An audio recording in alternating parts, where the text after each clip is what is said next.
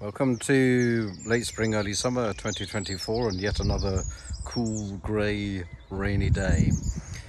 But we're rapidly entering one of the times of year which is my favourite. It's rose season. And these are all going to start exploding, as you can see. Floribundas and shrub roses are the best performers, that's for sure.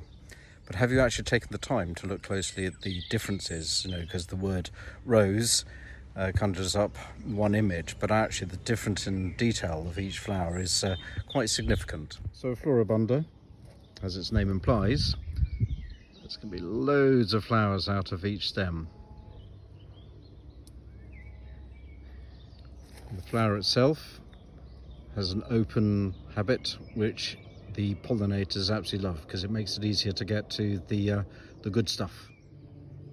And these are such good doers, if you encourage them, feed them well, put them in a nice sunny aspect, they'll do brilliantly.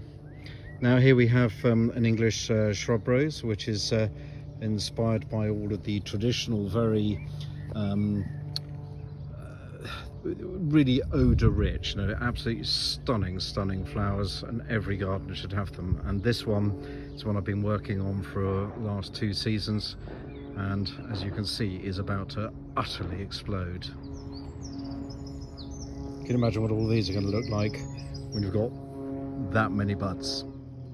And there's the more delicate light musk English shrub rose, but which is typified by these very thick clustered rose heads, but again absolutely stunning. Another example, very close cupped petal detail, and the nif on it is absolutely out of this world. Slight aside, a very good planting companion when you have rich colours of roses like the pinks, the whites and what have you, is to do underplanting with geraniums. This is Johnson Blue, which the bees absolutely love. And then they're coming back into fashion, gladioli, so not just the preserves of your grandmothers and grandfathers. Now moving on to the hybrid tea rose. Tends to be less floriferous, but very delicate shapes and a very traditional rose. So that's a tiny selection from one of the gardens that I've been working on over the last couple of years. Now if you scale that up into the many different breeders that are out there, the choice is absolutely stunning.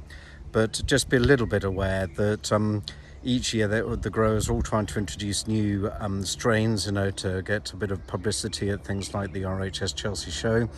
And from my point of view, I'm starting to see a little bit of evidence of over hybridization, where the plants are not as tough as they used to be, the flowering isn't quite as good.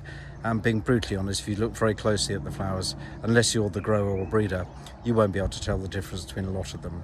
So it's all sort of shades of a margin. But a little tip from the King of Roses, and I'll keep on sharing other rose health keeping tips as we go on.